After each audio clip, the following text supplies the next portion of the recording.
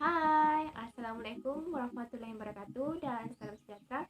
Nama saya Nur Aina Zura binti Darmawan dan memegang nombor kad matrik D20800090. Okey, tajuk makro teaching saya pada hari ini iaitu mengenai PAIKA. Okey, apa ini PAIKA? PAIKA ni adalah salah satu jenis kecaruan. Jika anda berhadapan dengan seseorang yang terlalu ingin makan atau mengidam sesuatu yang terlalu, tapi mengidam makan makanan yang bukan bahan makanan, bahan makanan itu seperti tanah liat, pasir, sabun ataupun kaca. Okey, sebenarnya jika anda sebenarnya berhadapan dengan PAIKA eating disorder. PAIKA eating disorder. Apa sebenarnya itu PAIKA eating disorder? Selalunya kita dengar eating disorder ni itu anoreksia nervosa dan juga bulimia nervosa kan. PAIKA eating disorder ni macam jarang-jarang kita dengar. Ada setengah orang tahu dan ada setengah orang tidak tahu. Okey, sebelum lebih lanjut kita bicarakan tentang PAIKA ini, mari kita ketahui dulu apa itu PAIKA itu sebenarnya. Okey, pada kurun ke-16, tak silap saya, pada kurun ke-16, pakar bedah di Perancis iaitu Ambroise Paré yang telah menamakan PAIKA ini. Itu dia melihat seekor burung murai yang sifat burung murai ni dia makan semua benda sebab dia macam ingin rasakan tekstur daripada benda tu dan juga ingin tahu. Dari situ istilah PAIKA ni dijumpai. Okey. Menurut DSM-55 juga, jika kita melihat seseorang itu memakan bahan bukan makanan selama lebih sebulan, seorang itu memang ada PAIKA eating disorder. Kepada faktor PAIKA ni, saya ingin bahaskan sedikitlah tentang budaya PAIKA ni. Okey, budaya PAIKA ni bila di India dia telah menggalakkan pengambilan lumpur, tanah liat, abu, arang dan bata kepada wanita-wanita yang mengandung di kawasan tersebut sebagai salah satu mengatasi masalah mengidam para wanita mengandung ni lah.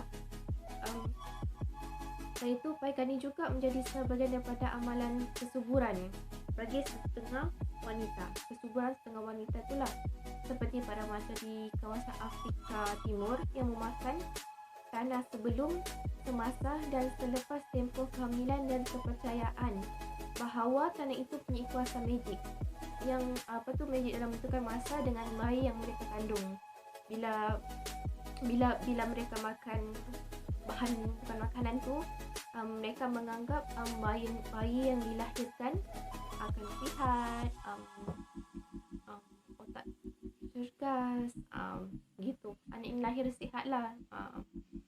Lepas tu, itu juga ada juga setengah masyarakat yang mengamalkan PAIKA ni atas dasar nilai kesihatan seperti puak pemakanan di Peru dan Bolivia yang menjadikan tanah liat sebagai bahan pencecah kepada bahan makanan utama mereka.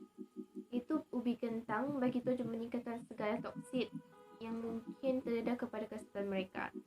Di setengah negara juga negara yang membangun amalan PAIKA ni dengan membeli tanah liat adalah bertujuan untuk melindungi perut dalam makan ikan atau makanan lain yang mungkin beracun bagi mereka. Okay, faktor yang pertama iaitu faktor pemakanan. Ada kalanya individu yang mengalami masalah PAIKA eating disorder ni, meskipun dia tidak masalah mental atau masalah kurang upaya, tapi dia mempunyai kecenderungan untuk makan bahan-bahan seperti batu, pasir, sabun. Kecenderungan ini mesti menjadi tanda tanya di kalangan pakar.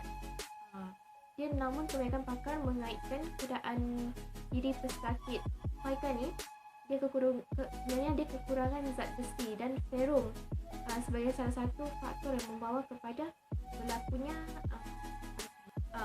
faktor yang kedua iaitu faktor persekitaran. Faktor persekitaran ini merupakan satu lagi faktor yang boleh membawa kepada pelakuan Pica. Faktor persekitaran ini mungkin disebabkan oleh kekurangan interaksi sosial, keadaan kesan di rumah atau kawasan jiran serta faktor sahabat atau orang-orang yang terdekat di sekelilingnya lah. Sebagai contohnya, individu yang mengalami autism yang biasanya mendapat penjagaan di rumah mungkin terdedah kepada persekitaran pelatan di dalam kawasan rumah tersebut yang terdiri daripada objek-objek tajam seperti skru, paku atau jarum. Faktor yang ketiga iaitu faktor kesihatan mental. Kesihatan mental ni dia merupakan antara faktor penyebab yang kukuh yang membawa kepada pelakon Pica ini. Satu kes yang dibuat terhadap wanita yang mengalami masalah skizofrenia yang kronik, dan wanita tersebut perlu mengalami kemudahan akibat daripada tabiat yang gemar memakan duit shilling. Malah ada juga kajian yang dibuat ke atas mereka yang mengalami masalah emosi yang serius, di mana mereka ini didapati gemar untuk mengambil barang, gemar untuk mengambil benang dan rambut sebagai makanan. Mereka menemukan masalah emosi yang dialami. Kita melihat sedikit tentang Pica, asal-usul Pica ni, dan juga sejarah budaya Pica, faktor-faktor. Apa pula rawatan dia? Ini berdasarkan apa yang saya search rawatan Pica ni. Ubat-ubatan bukanlah salah satu keutamaan untuk merawat Pica eating disorder ni. Sebab dia akan takut keracunan makanan pula. Jadi siapa yang terkena Pica eating disorder ni, dia akan ada kawalan daripada doktor dan juga pakar psikiatris. Itulah kadang ada yang melalui X-ray tu tengoklah apa tu yang sudah makan dan keperluan zat besi yang dia perlu. Asal usul Pica kita sudah ketahui, budaya Pica ni kita sudah ketahui, dan juga faktor-faktor dan rawatan kita sudah ketahui. Itu sahaja daripada saya sedikit mengenai Pica. Saya bukanlah pakar dalam bidang ni, tapi saya tertarik untuk mengupaskan Pica ni. Biasanya kita biasa dengar tentang anorexia nervosa dan juga bulimia nervosa, tapi Pica eating disorder ini sendiri kita jarang dengari. Banyak lagi sebenarnya macam diagnosis apa semua. Anda boleh melayari sendiri internet apa itu Pica itu sendiri. Sebenarnya kecelaruan ni sebenarnya bagus untuk kita ketahui. Itu sebagai pengetahuan kita juga sebenarnya sebagai seorang konselor. Itu saja daripada saya. Terima kasih.